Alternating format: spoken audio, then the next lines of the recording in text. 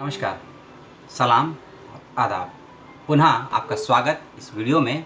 जैसा कि कहा था पूर्व की भांति, ये वीडियो होगा सीट्स को लेकर।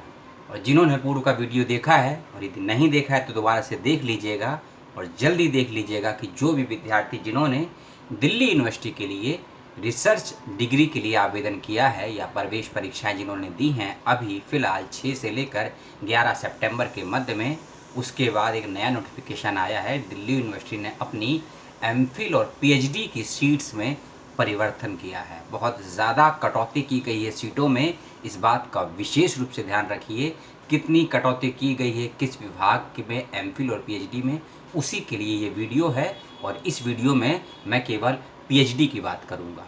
पीएचडी के किस विभाग में कितनी सीटें घटाई बढ़ाई गई हैं उसकी बात करूंगा। यदि आप एमफिल के लिए सूचना जानना चाहते हैं किस विभाग में कितनी सीटों को घटाया बढ़ाया गया है, तो मैंने एक वीडियो बनाया है, चैनल पर पड़ा हुआ है, डिस्क्रिप्शन बॉक्स में उसका लिंक भी दिया हुआ है, आप उसको जाइएगा और देख लीजिएगा। यदि लिंक खोजने से नहीं मिलता है, इस वीडियो को समाप्त होने से 20 सेकेंड पूर्व आपको उस वीडियो का लिंक एक फिगर के रूप में स्क्रीन के डाउन में राइट या लेफ्ट साइड में आपको मिल जाएगा, तब आप देख सकते हैं। अब शुरू करते हैं वीडियो। ये वाली सूचना है दिल्ली यूनिवर्सिटी में जिस किसी भी विद्यार्थी ने पीएचडी के लिए प्रवेश परीक्षा दी है और अब उनका होगा साक्षात्कार। जब आएगा रिजल्ट अक्टूबर में या नवंबर में, जब कभी भी रिजल्ट आएगा, जब आपको साक्षात्कार के लिए बुलाया जाएगा और जब आपने एडमिशन फॉर्म भरा था तो आपके पास होगा प्रोस्पेक्टर।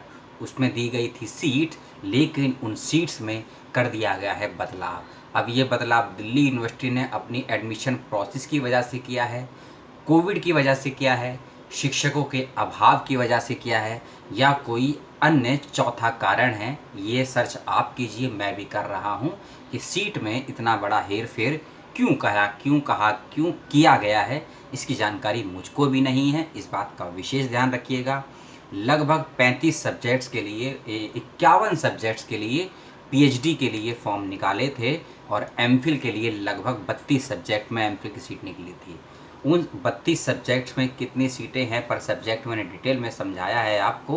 और अब मैं इस वीडियो में बात करूंगा पीएचडी के सब्जेक्ट की कि किस सब्जेक्ट में कितनी सीटें हैं, इस बात का ध्यान रखिएगा। और कुछ सीटें मैं इसके लास्ट में बताऊंगा। उन सीटों में कभी भी कुछ भी बदलाव हो सकता है, लेकिन जो सीटें मैं पहले बताऊंगा वह सीटें निश्चित हैं। उतनी ही सीट्स पे आपका साक्षात्कार लिया जाएगा, इस बात का विशेष रूप से ध्यान रखिएगा। अब मैं शुरू करता हूँ सीटें। विषय का नाम बताऊंगा और सीट बताऊंगा। और ये सीटें टोटल सीट है उस डिपार्टमेंट की। इसमें कैटेगरी मैंने भी नहीं बांटी है और जो सूचना आई है उसके अंदर भी कैटेगरी नहीं बांटी गई है। मान लीजिए किसी डिपार्टमेंट में 20 सीटें हैं। अब उन 20 सीटों में से कितनी जर्नल है, कितनी ओबीसी, कितनी ईडब्ल्यूएस, कितनी एससी एसटी या पीएच, ये जानकारी उस नोटिफिकेशन में नहीं है। इसलिए total number of seats PhD में कितनी है दिल्ली यूनिवर्सिटी के उस विभाग में, मैं केवल विभाग का नाम और सीट बताऊंगा, उसको आप नोट करते रहिएगा। 51 सब्जेक्ट हैं, इस बात का भी ध्यान रखिएगा। 51 सब्जेक्ट में पीएचडी की सीट निकाली थी दिल्ली विश्वविद्यालय ने। नीचे से शुरू करूंगा। सबसे पहले बिजनेस इकोनॉमिक्स 2 सीट हैं, बायोफिजिक्स 2 सीट है। Business economics 2, biophysics 2। Financial studies में 5 सीटें हैं। उसके बाद आता है आपका social work, department of social work 8 सीटें हैं। पॉलिटिकल साइंस में 25 सीटें हैं और हिस्ट्री में 30 सीटें हैं। पॉलिटिकल साइंस 25, हिस्ट्री 30 और उसके बाद है ज्योग्राफी अर्थात भूगोल, इसमें 13 सीटें हैं। ज्योग्राफी, हिस्ट्री और political science, geography, history, political science ये एक ही बिल्डिंग में है। आर्ट्स फैकल्टी के पीछे डिपार्टमेंट ऑफ सोशल साइंस की बिल्डिंग है। उसी एक बिल्डिंग में ये तीनों कोर्सेज हैं, ज्योग्राफी, इतिहास और पॉलिटिकल साइंस। फिर से बता दूं, ज्योग्राफी में आपकी 13 सीटें, ज्योग्राफी में आपकी 39 सीट्स हैं, गलती हो गई, ज्योग्राफी में 39, हिस्ट्री में 30 और पॉलिटिकल साइंस में 25 सीट्स हैं। इकोनॉमिक्स में 13 सीटें हैं और उसके बाद है ईस्ट एशियन स्टडीज़, इसमें पीएचडी की 7 सीटें हैं। अडल्ट काउंटनिंग एजुकेशन एंड एक्सटेंशन, ये पूरे एक कोर्स का नाम है। इसको भी डिपार्टमेंट ऑफ सोशल साइंस के पीछे एक नई बिल्डिंग बनी है, उसमें ये स्टार्ट हुआ है कोर्स है। 3 से 4 वर्ष हुए हैं इस कोर्स को आए हुए और पीएचडी को आए हुए ज़्यादा वक्त नहीं हुआ। इसमें 10 सीटें हैं पीएचडी की। जियोलॉजी, ZOOLOGY, इसमें जियोलॉजी, इसमें 28 सीटें हैं, 28। Physical and astrophysics, physics and astrophysics. इसके अंदर नॉन नेट की 20 सीटें हैं, इस बात का याद रखिएगा, नॉन नेट की 20 सीटें हैं, और जिनका नेट है, नॉन नेट की 20 सीटें हैं, और जिनके पास JRF है या कोई फेलोशिप है उनकी 52 सीटें हैं। नॉन नेट की 20 और अदर्स की 52 सीटें हैं। टोटल 72 सीट्स है। सब्जेक्ट्स का नाम है फिजिक्स एंड एंथ्रोफिजिक्स, इस बात का ध्यान से सुनिएगा। अगला सब्जेक्ट है होम साइंस। होम साइंस इन PhD, दिल्ली यूनिवर्सिटी, 40 सीटें हैं, 40 सीट्स हैं। फिर है जियोलॉजी, GEOLOGY, इसमें 6 सीट। एनवायरमेंटल स्टडीज़ में 8 सीटें हैं, एनवायरमेंटल स्टडीज़ में 8 सीटें हैं। केमिस्ट्री में 80 यानी कि 80 सीट्स हैं।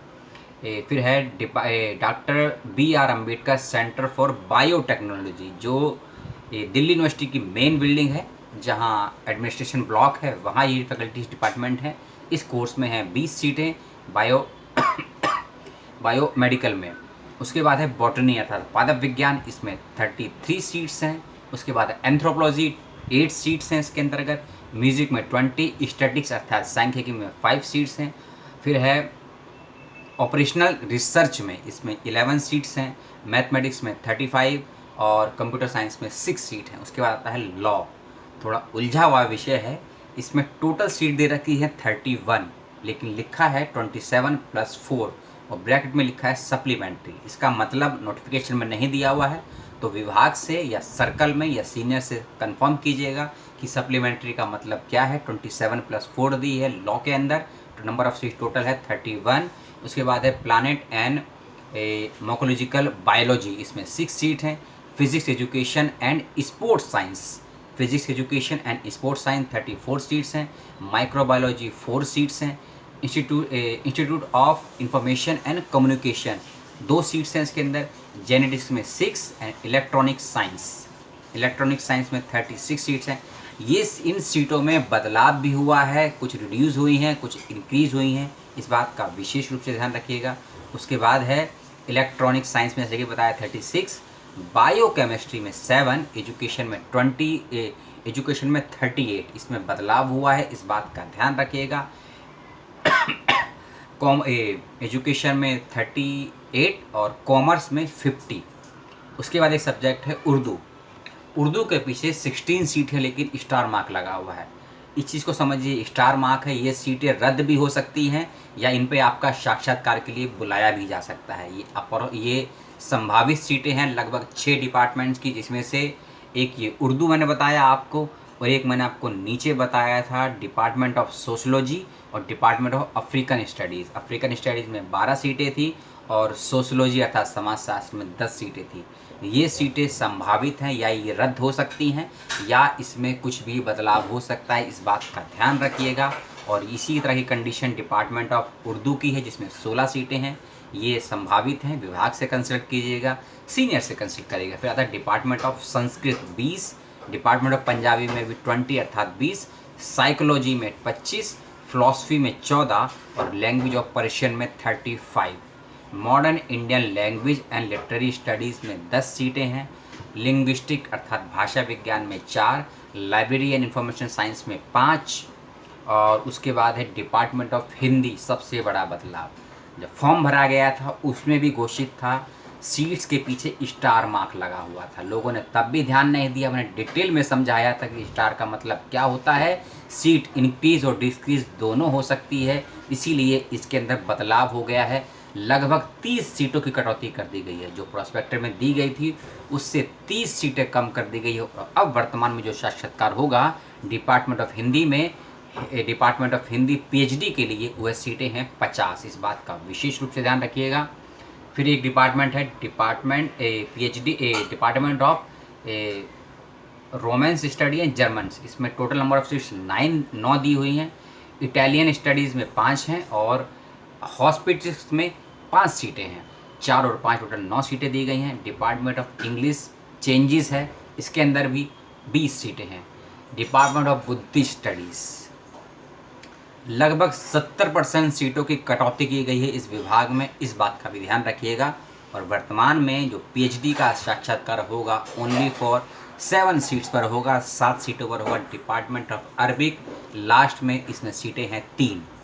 तो लगभग इस 10 मिनट के वीडियो में मैंने आपको सीट्स बताई हैं केवल, और यह भी नोटिफिकेशन 1 अक्टूबर को आया है दिल्ली यूनिवर्सिटी पे, और इस पे डेट भी लिखी हुई है बाकायदा, एडमिनिस्ट्रेशन ब्लॉक में आया है और वेबसाइट पे अपलोड हुआ है 3 अक्टूबर की मध्य रात्रि में, और 5 अक्टूबर की सुबह में आपको ये वीडियो मिल रहा है। इसीलिए अपने विभाग से, अपने सीनियर से कंसल्ट कर लीजिए सीटों को लेकर, क्योंकि रिज़ल्ट आने वाला है एंट्रेंस का, और लगभग अक्टूबर के लास्ट में या नवंबर के फर्स्ट वीक या कहें 10 नवंबर से पहले आपके साक्षात्कार की डेट भी आ जाएगी। इस बात का विशेष रूप से ध्यान रखिएगा। दोनों ही वीडियोस को शेयर ज़रूर करें, क्योंकि ये ज़रूरी नहीं है कि जो वीडियो आपने देखा है आपके दोस्तों ने भी देखा हो, या इस सूचना को ज़रूर शेयर कीजिएगा कि सीट्स में बदलाव हुआ है। अगर सीटों में कमी आ गई है तो अपने सिनॉप्सिस को इतना बेहतरीन बनाइए कि साक्षात्कार लेने वालों को 1% भी मौका ना मिले आपको रिजेक्ट करने का। सिनॉप्सिस को लेकर कोई प्रॉब्लम आती है खासकर हिंदी मीडियम के बच्चों को, तो ज़रूर मुझसे संपर्क करें। कुछ वर्षों का अध्ययन है रिसर्च का, कैसे बनाना है, क्या टॉपिक्स है, कुछ बुक्स की आवश्यकता हो, रिसर्च मेथोलॉजी को लेकर किसी टॉपिक में कंसल्ट करना हो तो ज़रूर से ज़रूर संपर्क करें। डिस्क्रिप्शन बॉक्स में अपना ईमेल आईडी ज़रूर दें और मुझसे संपर्क कर सकते हैं, क्योंकि सीटों में जो बदलाव हुआ है बहुत लोग डिप्रेशन में जाएंगे, और ये बिल्कुल इफेक्टेड है और ये फैक्ट है, क्योंकि बहुत से विश्वविद्यालयों में बदलाव कर दिया गया है और बहुत सी प्रवेश प्रक्रियाओं में भी परिवर्तन कर दिया गया है। तो उसी के मद्देनज़र अपने आप को मानसिक रूप से सशक्त रखें, मजबूत रखें। दी गई सूचनाओं को लेकर कोई टीका टिप्पणी हो, कोई सवाल जवाब हो, कोई उलझन हो तो ज़रूर से ज़रूर करें, और अगले वीडियो का वेट करें जो है अगले वीडियो का वेट करें जिसमें एक सूचना होगी। एक लेख मांगा गया है दिल्ली विश्वविद्यालय के द्वारा, और वह मांगा गया है किसानों को लेकर, कृषि प्रॉब्लम्स को लेकर। क्या है वह टॉपिक, कब तक भेजना है लेख, और क्या उसकी और कंडीशंस हैं, और ये लेख निःशुल्क है, किसी प्रकार का कोई भी चार्ज नहीं लग रहा है। पूर्व का भी मैंने एक वीडियो बना के डाला है जिसमें कुछ पैसे मांगे गए थे। अब आपको लेख पैसों वाले छपवाने हैं या बिना पैसों के छपवाने, ये फैसला आपको करना है। मैं दोनों ही सूचना आपको देता हूँ, निर्णय आप लीजिएगा। आपने वीडियो को देखा और पसंद किया, बहुत बहुत धन्यवाद। अपना ध्यान रखिएगा और मानसिक रूप से स्वस्थ रहिएगा। सलाम।